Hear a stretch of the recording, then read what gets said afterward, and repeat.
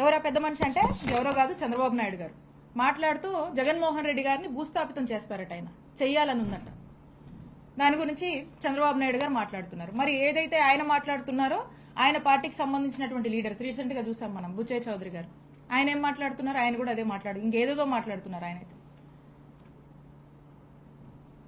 అసలు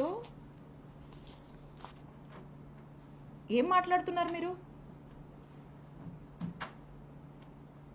దీని లోతు మనకు అర్థమవుతా ఉంది. అంటే చంద్రబాబు నాయుడు గారు మా జగన్మోహన్ రెడ్డి గారిని భూస్థాపితం చేయాలి అని ఆయన మాట్లాడుతున్నారు. ఆయన పార్టీ నాయకులు కూడా ఆ మాటల్ని ఇంకొంచెం పెంచి మాట్లాడుతూ ఉన్నారు.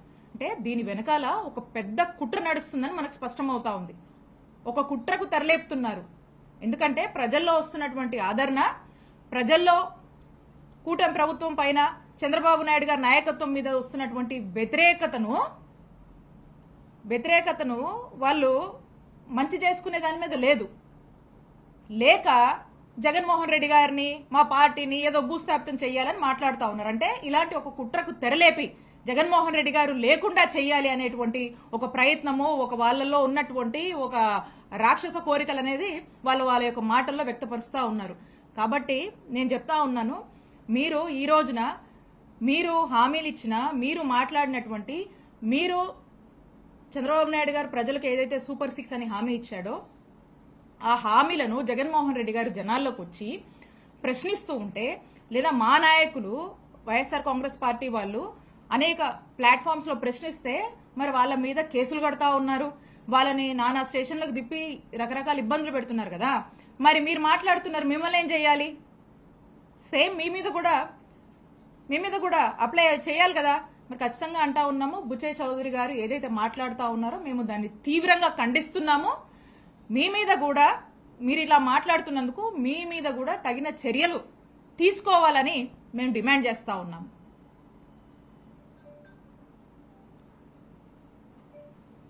ఇందాక నేను మాట్లాడినట్టు పల్నాడు జిల్లాలో పెద్ద ఎత్తున ఈ కార్యక్రమం సక్సెస్ అయితే పార్టిసిపేట్ చేసిన అందరి మీద కూడా ఇక్కడ ఉన్నటువంటి పోలీసులు కేసులు కట్టారు. పార్టిసిపేట్ చేసినటువంటి ప్రతి ఒక్కరి మీద కేసులు కట్టారు. అంటే మా నాయకుడు వస్తే ఆ కార్యక్రమంలో మేము పార్టిసిపేట్ చేయడం తప్ప? ఆ కార్యక్రమం ఏం కార్యక్రమం అండి? ఒక కుటుంబాన్ని పరామర్శించడం తప్ప? ఆ చనిపోయినటువంటి ఎవరైతే ఉప సర్పంచ్ ఉన్నాడో వాళ్ళ తండ్రి గతంలో మాకు మండల పార్టీ ప్రెసిడెంట్ గా పనిచేశారు. వారు ఆహ్వానించినందుకు వారి మీద కేసు కట్టారు. ఈ ప్రోగ్రామ్ లో పార్టిసిపేట్ చేసినటువంటి నా మీద కేసు కట్టారు. ఈ ప్రోగ్రామ్ సత్తెనపల్లిలో జరిగితే ఆ సత్తెనపల్లి ఇన్ఛార్జ్ సుధీర్ భార్గవ రెడ్డి గారి మీద కేసు కట్టారు. ఈ కార్యక్రమానికి వచ్చినటువంటి అప్పిరెడ్డి గారి మీద కేసు కట్టారు, తలసిల్ రఘురామ్ గారి మీద కేసు కట్టారు, కాస్ మహేష్ రెడ్డి గారి మీద కేసు కట్టారు, బొల్ల బ్రహ్మనాయుడు గారి మీద కేసు కట్టారు, దేవినేని అవినాష్ మీద కేసు కట్టారు, నంబూరు శంకర్రావు గారి మీద కేసు కట్టారు, అనాబతున్ శివస్థ ఆయన మీద కట్టారు, అంబటి మురళి గారి మీద కట్టారు, అంబటి రాంబాబు గారి మీద కట్టారు, పేర్ని నాని గారి మీద కట్టారు, అలాగే పార్టిసిపేట్ చేసినటువంటి నాగార్జున యాదవ్ మీద కూడా కట్టారు. ఇలా దాదాపుగా ఆ కార్యక్రమంలో పార్టిసిపేట్ చేసినటువంటి అందరి మీద కూడా కేసులు నమోదు చేశారు. ఇంకా అండ్ అదర్స్ అంటున్నారు. మరి ఇంకెంతమంది ఉన్నారో అది కూడా మనం చూడాల్సినటువంటి అవసరం ఉంది. కాబట్టి నేను ఒకటే చెప్తా ఉన్నాను, మీరు ఇలా మా మీద కేసులు కట్టి మా కార్యకర్తల్ని కార్యక్రమానికి రావద్దని మీరు ఎన్ని నోటీసులు ఇచ్చినా మీ ప్రయత్నాలన్నీ కూడా విఫలమైనాయి. పెద్ద ఎత్తున ఈ కార్యక్రమం సక్సెస్ అయింది. ప్రజల మనసుల్లో, ప్రజల గుండెల్లో జగన్మోహన్ రెడ్డి గారి మీద అభిమానం ఉంది. మీరు పోలీస్ ఆంక్షలతో మీరేవో కాగితాలు పేపర్లు ఏవో ఇవ్వచ్చేమో, కానీ ఈ అభిమానాన్ని, ప్రజల గుండెల్లో జగన్మోహన్ రెడ్డి గారి మీద ఉన్నటువంటి ప్రేమని మీరు ఆపలేరు. మా మీద కేసులు పెట్టి మమ్మల్ని ఆపాలనుకుంటున్నారా? మమ్మల్ని మీరు ఆపలేరు. ఇవి కాదు, ఇంకెన్నైనా పెట్టుకోండి. జగన్మోహన్ రెడ్డి గారి నాయకత్వంలో మేమందరం పనిచేయడము మా అదృష్టంగా భావిస్తాము. జగన్మోహన్ రెడ్డి గారికి సంబంధించి, ఆయన యొక్క ప్రోగ్రామ్స్ కి సంబంధించి కానీ, లేదా మేము ఇక్కడ యాక్టివ్గా ఉన్నామని మా మీద ఏ కేసులు పెట్టినా కూడా మా యొక్క పోరాటం, మా యొక్క ప్రయత్నము, ప్రజల్ని మేము రిప్రజెంట్ చేయడము, ప్రజలకు ఏదైనా సమస్య వస్తే వాయిస్ ఫర్ ద వాయిస్లెస్ గా మేము ఖచ్చితంగా ఉంటాము. మీరు ఎన్ని ఇబ్బందులు పెట్టినా మమ్మల్ని ఆపలేరు, అడ్డుకోలేరు. మీరు ఎన్ని అడ్డంకులు క్రియేట్ చేస్తే ఇంకా బలంగా మేము నిలబడతాము, ముందుకు వెళ్తాము అని తెలియజేసుకుంటూ చివరిగా మీరు ఏదైతే ఆంక్షలో ఇంకోటో మీరు విధిస్తున్నారో మీరు చేస్తున్నారో క్లియర్గా కూడా మీ అడ్మినిస్ట్రేషన్ ఫెయిలియర్, మీ యొక్క అడ్మినిస్ట్రేషన్ ఫెయిల్ అయింది కాబట్టి దాన్ని కప్పిపుచ్చుకునేందుకు మా మీద ఇవన్నీ కూడా ఈ కేసులు కట్టడం కావచ్చు, లేదా ఇంకోటి కావచ్చు మీరు మా మీద అన్ని వేస్తున్నారు. కానీ ప్రజలు ఒకరు స్పష్టంగా గమనిస్తున్నారు. ఖచ్చితంగా కూటమి ప్రభుత్వం యొక్క పాలన, చంద్రబాబు నాయుడు గారు ఇచ్చినటువంటి హామీలు నెరవేర్చట్లేదు. కూటమి ప్రభుత్వం యొక్క పాలన ఫేడ్ అవుట్ అయింది. ఇది ఒక ఫెయిలియర్ గవర్నమెంట్ గా ముద్రేసుకుంటుందని ప్రజలు రియలైజ్ అయ్యారు. దానికి తగ్గట్టే ముందు కూడా పరిణామాలు ఉంటాయి. ప్రజలు అన్ని గమనిస్తున్నారని తెలియజేసుకుంటున్నాం. నాగమల్లేశ్వరరావు చనిపోయింది క్రికెట్ బెట్టింగ్ వాళ్ళని చెప్పి అంటున్నారు టీడీపీ వాళ్ళు. మీరేమో వాళ్ళ అంటున్నారు. జూన్ 4వ తారీఖు ఆత్మహత్య చేసుకున్నాడు, రిజల్ట్స్ వచ్చినాయి. 5వ తారీఖు ఆత్మహత్య చేసుకున్నాడు, 9వ తారీఖు చనిపోయాడు. అప్పుడు ఇంకా మా టీడీ ప్రభుత్వం రాలా. 12వ తారీఖు ప్రమాణ చేశాడు.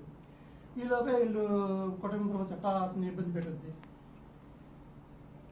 మీరే అంటున్నారు కదా కౌంటింగ్ ఏ రోజు జరిగింది?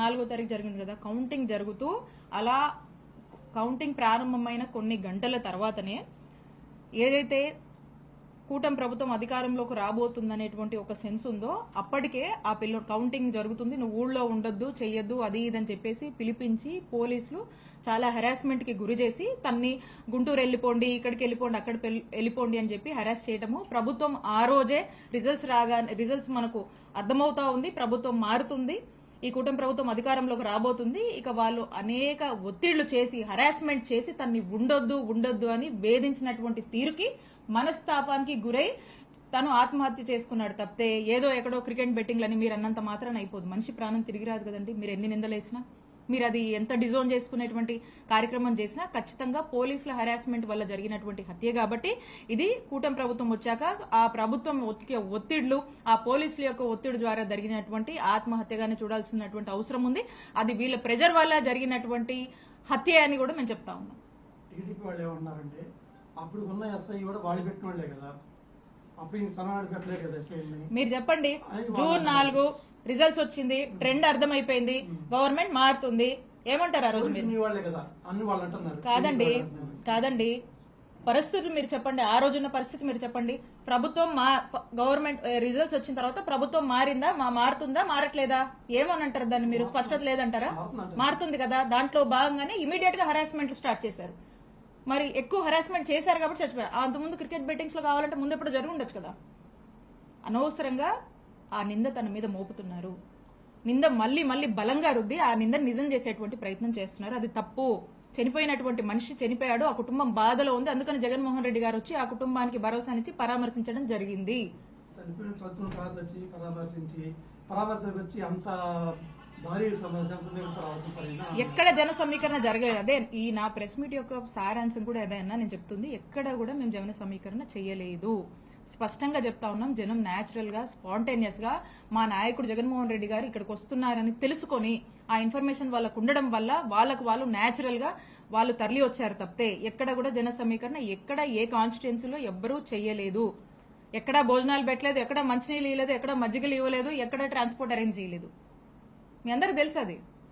కాబట్టి కష్టమైన అంశం ఏంటంటే న్యాచురల్ గా జగన్మోహన్ రెడ్డి గారికి ఇంత స్పందన వస్తుందంటే ఎక్కడో ఓర్చుకోలేక ఇవన్నీ ఒక దీంట్లో భాగంగా చేస్తా ఉన్నారు. కాబట్టి ఎప్పటికైనా కూడా జగన్మోహన్ రెడ్డి గారు అనేటు ఆయన మీద ఉన్నటువంటి అభిమానం, ఆయనకు వస్తున్నటువంటి ఆదరణ ఖచ్చితంగా తొందరలోనే ఇంకా స్పష్టమవుతుంది. ఈ ప్రభుత్వానికి చంద్రబాబు నాయుడు గారికి ఇంకా స్పష్టం అవబోతుందని తెలియజేస్తున్నాం.